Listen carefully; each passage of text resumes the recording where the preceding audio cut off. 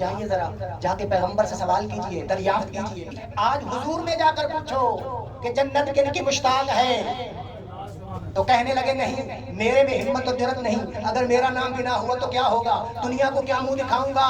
برید اسلمی کہتا ہے خدا کی قسم تھوڑا ہی وقت گزرا تھا، نبی کا وصی آ رہا ہے، علی اس بزم کا حصہ بنے۔ تو ایک شخص آگے بڑھا اور آ کے کہتا ہے کہ اے علی پیغمبر سے سوال کرو اور جا کر پوچھو کہ وہ کون سے افراد ہیں جن کی جنت مشتاق ہے۔ خدا کی قسم ان کا رویہ، کردار اور طرز تفکر اور تھا، علی کا طرز تفکر اور تھا۔ یہ طرز تفکر کا الگ ہونا بتاتا ہے کہ کون کتنے ایمان کا حامل و مالک ہے۔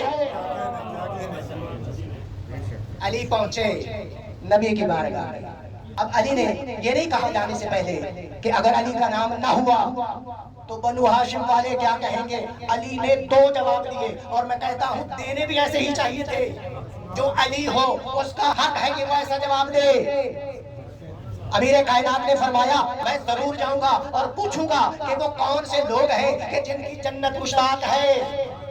اگر ان افراد میں علی کا نام ہوا تو علی اللہ کی حمد اور ستائش کرے گا، اللہ کی ثنا بجا لائے گا۔ اور اگر علی کا نام نہ ہوا تو یہ نہیں کہا کہ بنو ہاشم والوں کے سامنے علی کا سر جھک جائے گا، بلکہ یہ کہا کہ علی کا نام ان میں اگر نہ ہوا تو علی اللہ سے دعا کرے گا کہ اے میرے پروردگار علی کو بھی ان جنتیوں میں سے شمار کر۔